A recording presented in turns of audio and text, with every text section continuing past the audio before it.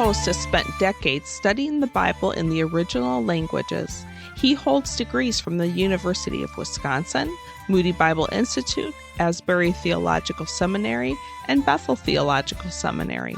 With the help of some of his friends, in 1994, Dr. Rakow founded a national volunteer ministry to hunters. He is an author, dog trainer, and speaker. Tom served as a full-time pastor for 36 years. Now here is your host, Dr. Tom Rakow.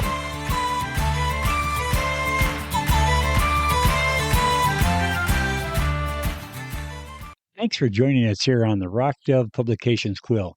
During today's program, I'm going to be sharing with you the true story of the friendship buck. I hope you enjoy today's program.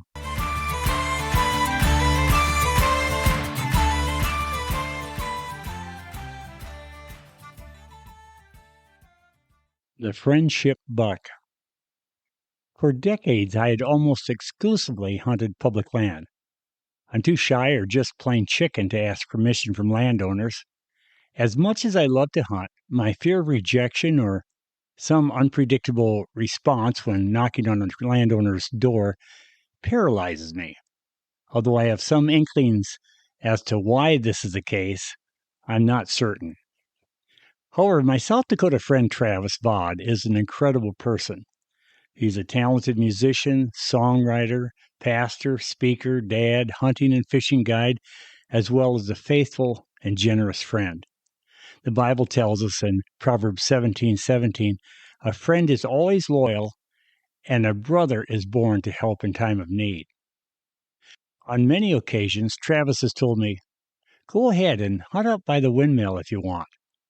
Often, after some hesitation, I have taken him up on the offer to hunt turkey or deer on his land. But I have also frequently turned him down.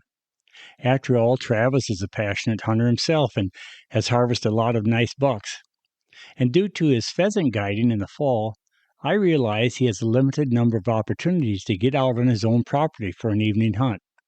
In addition, his kids are all hunters and they need a place to hunt.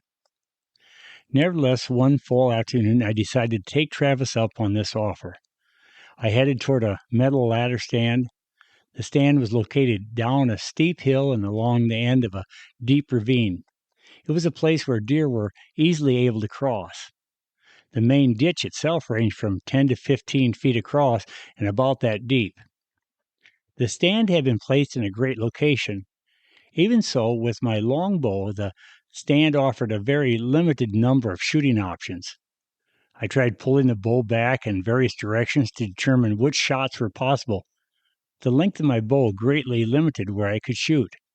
I could only shoot to my left or at a spot directly below me and in front of the stand. As the sun was setting, I saw a huge-bodied buck working his way toward me. Eventually, he approached a narrow ditch to my left. He stopped 15 feet from my stand in front of a ditch that was 3 feet across and about 5 feet deep. I could not shoot, but it was obvious that when he crossed, he was going to pass right in front of me. My heart was pounding. As soon as the buck began to move, I started pulling my 62-pound longbow back. The moment the big bruiser went under my stand, I released the arrow. It sailed smoothly over his back. I couldn't believe it. The buck went another 20 yards and stopped where I could not shoot. He then slipped into a thicket and disappeared. I quickly pulled out the call and gave a couple of desperate grunts. He never came back. Later, after climbing down the stand to retrieve my arrow, I realized that there was about a foot-deep depression the buck's feet had dropped into when I released the arrow. This explained at least part of the reason I had shot high, as the buck moved past. Of course, it doesn't serve to explain the many scores of deer I've missed over the past 50-plus years. I was disappointed and a little disgusted at myself. Yet this was not the first deer I had missed, and would probably not be my last. When we come back, I'll share the rest of the story.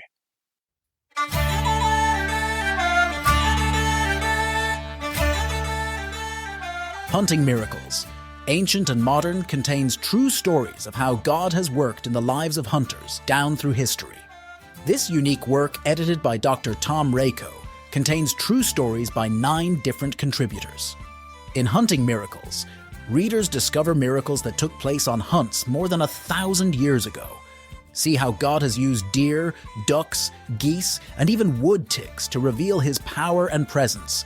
Be encouraged by how the prayers of desperate hunters have been answered in amazing ways. To order your copy of Hunting Miracles, go to the Rock Dove Publications website at rockdove.com. Again, to get your copy of Hunting Miracles, be sure and visit rockdove.com.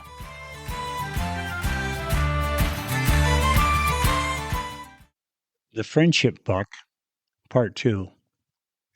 A year later, at my friend Travis's encouragement, I was again sitting in the same stand where I'd missed the big-bodied buck the fall before. Over the years, both Travis and I have gone through difficult times. Our friendship had been forged through trials and tears. And I can say without any exaggeration that years ago, at one of the lowest moments in my life, the Lord used some texts and a voice message from Travis to save my life. I settled into the stand. It was a quiet October evening. My friend, wildlife artist Carl Melikar, had also joined me. He was hunting on an alfalfa field up on top, and I was perched in a ladder stand in a steep, deep ravine, the same stand where I'd missed the big-bodied buck the previous fall. The sun had just set when I saw movement about 80 yards up the hill. I watched as the buck slowly moved directly toward me. He stopped about 60 yards away and began tearing up a small pine tree with his antlers. Trying to remain calm, I refused to focus on his rack. After several minutes, he continued down the hill to about 35 yards away, reaching a place where I had put out some doe urine. The buck let out a loud snort wheeze. It startled me. My fingertips tightened on the string of my longbow. I decided that if I was given the opportunity, I would try and take him before he passed below the stand, especially remembering how I had shot over his back the year before. A minute later, he was 21 yards broadside on the other side of the deep ravine. I shoot instinctively, and by that time I was so deeply focused on the buck's vitals that my pulling back the bow, the arrow's release, and hitting the desired mark seemed like a dream. The buck bolted and passed behind me and then stopped 20 yards away. His tail began twitching rapidly, and then he bounded into some waist-high grass. A minute later, I could hear what sounded like grass being raked. I knew I'd hit him well. I pulled up my phone, and with trembling fingers, I began texting my friend Travis. "I hope you don't hate me. I just shot a big one." But because I was in such a deep ravine, the message did not go through. I waited about another 20 minutes. With darkness coming fast, I headed out of the ravine the direction the buck had gone, hoping to mark a blood trail. I only saw 2 splotches of blood. However, I walked right up on the expired buck.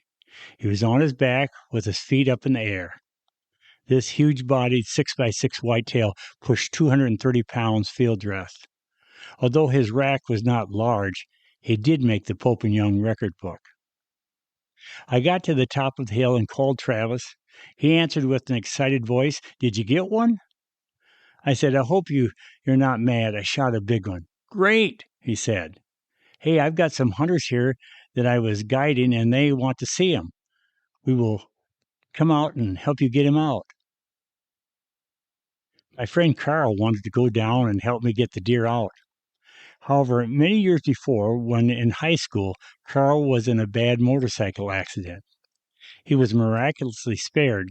Nevertheless, he was left with a mangled-up leg that required many pins and screws. I told him, "Carl, I know you want to help, but if you go down in that deep ravine with that leg, you won't get back out." Travis and the hunters arrived just as I was finishing field dressing the buck. Travis's hunters were some pretty rough characters. Using profanity, they were loudly saying things like, "Why isn't that blankety-blank on top the hill down here? That lazy blankety-blank should be down here helping." I explained that I'd told Carl not to come down and that he had 20-plus pins in his leg.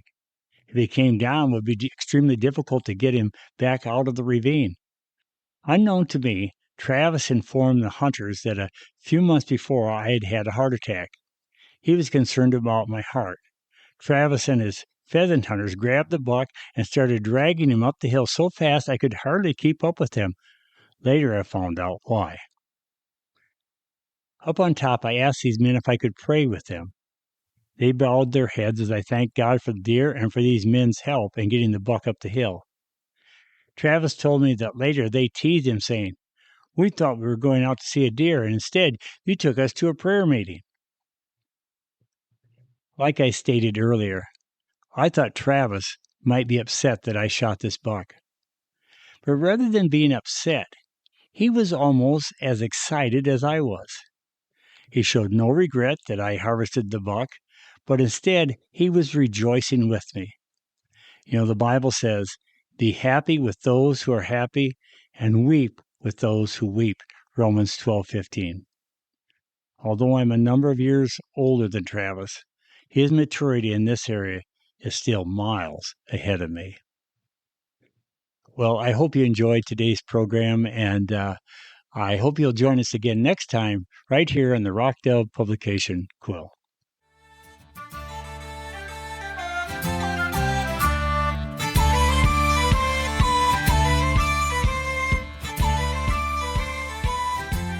You've been listening to the Rock Dove Publications podcast with your host, Dr. Tom Rakow. This program has also been brought to you by the Quilted Arrow, home of intelligent, stylish, field-bred English pointers with bloodline streams from Hall of Fame champion Guardrail. Thank you so much for listening. Now, this is Beth Rakow inviting you to join us again next time on the Rock Dove Publications podcast.